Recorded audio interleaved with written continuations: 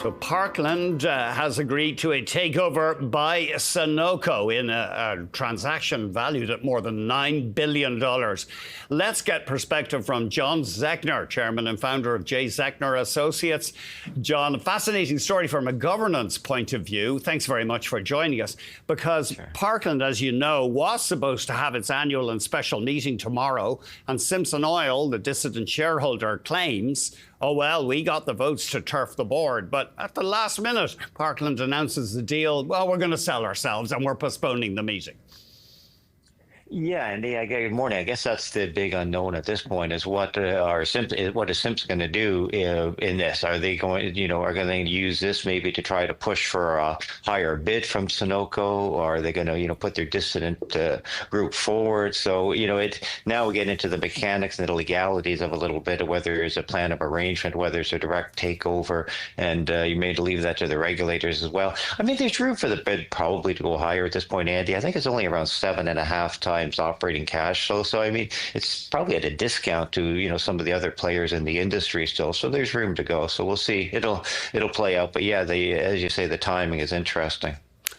The MDA stock took a hit last week. Now, it's complex, but apparently people are worried about funding cuts under the U.S. administration eating into their franchise.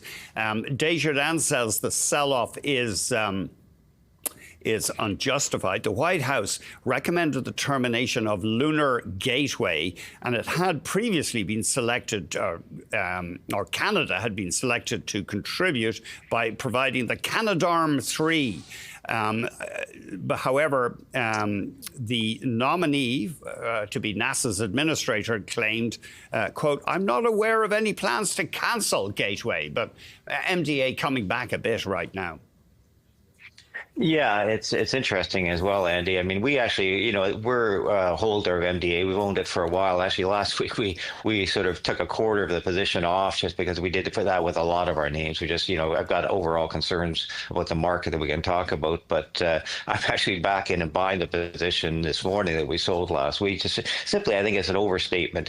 Sure, there's a risk that the contract gets canceled. The contract for MDA is actually with the Canadian Space Agency, CSA. It's not with NASA, effectively. So it's sort of a two-step process there. But yeah, I mean, this Trump administration, Trump in particular, he changes a lot very quickly, and it's almost like he reads an article and suddenly, let's go more on focus more on Mars as opposed to the moon, and let's cancel some of these programs, and they need to cut expenditures anyway. It's almost like the as you mentioned a few minutes ago, this change on movie taxation and all of that. So I mean, these things are very flash in the pan. I don't know if they last, but in the end, MDA was a great backlog. Their bigger projects are with the LEO, the low Earth orbit satellites, and the constellations they continue to put into space. More interesting article of the weekend actually on that is I guess these satellites have about a 5-year life, and then they come back in to the atmosphere, burn up, and then what happens to the remains going through. So some interesting stories there. But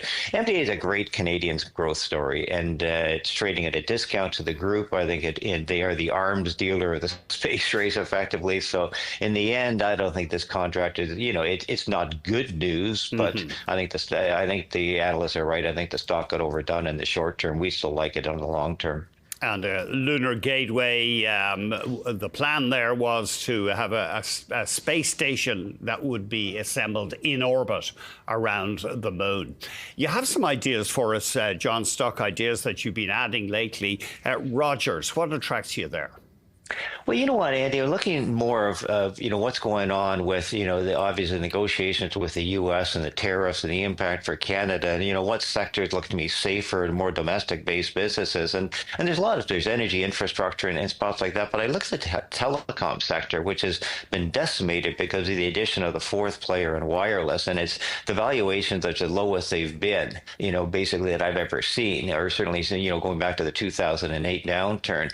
And when you look at it, the big big negative has been sort of the slowdown in new students coming in and new visas and foreign visitors, because that was some of the growth throughout the pandemic. And since basically it's a saturated industry. I mean, Andy, who do you know that doesn't have a cell phone? So the growth in cell phones is only going to be as fast as the growth in population, which is, includes immigration and selling higher valued services. So my point being that I think there's a lot of, call them students who are, students in the U.S., Canadian students in the U.S. They're probably rethinking, or people are going to go down there. Maybe they're rethinking, maybe we'll come back and go to school in Canada. If they do, well, they'll need a cell phone. I think a lot of international students looking at going into the U.S. may relook at that. And, Canada is an easy, way to make a change. I think all of that argues probably for, maybe that the slowing growth or the worries in growth have ended for now. The valuations are low. So this is one of these sectors. These are the areas I'm looking for, companies that aren't impacted necessarily by global economic growth, which I think is at risk right now because of the tariffs, the direct impact of tariffs, which is the steel companies, the auto companies, and areas like that, and areas where Canada, I think, can have a longer term competitive advantage. And you talked about energy infrastructure in areas, and these are the types of names at decent valuations I'd like to add right now. And that, the telecom sector fits that, 6 to 7 times operating cash flow. You got a decent dividend yield, like say low valuation, and maybe this period of worries about growth have ended for now. And give us a little bit more on Pembina Pipelines. I think we've discussed this name with you before, John. PPL, what's the main attraction here?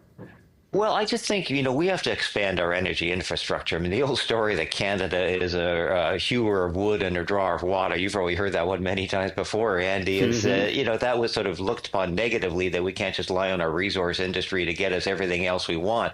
I think, being a hewer of wood is not necessarily that bad in the end. What Canada's big advantage is our resource base, whether it's, it's energy, whether it's, potash, whether it's uranium, all these things. And so, I think we've got to develop that more. And I think the spending over the next couple of years has to go more to energy infrastructure, east to west. I mean, our reliance on the U.S. in the short term is clearly there. In the long term, we've got to broaden this out more on a global basis, bring in new trade partners. And in order to do that, you need more of an east to west movement, particularly in energy. And I think the pipeline companies, particularly someone like Pembina, who is, more an east to west player than, a north south player, has room to grow, maybe buy a piece of the Trans Mountain pipeline, helping expansion there. They're in the feeder systems as well, trading at a low valuation with a good dividend yield. This is an area where I think Canada, has an advantage. We can expand, and there's companies like that. Like I say, these are what I'm looking to add to in this, in this environment right now where there's so much uncertainty and so much risk because of the trade.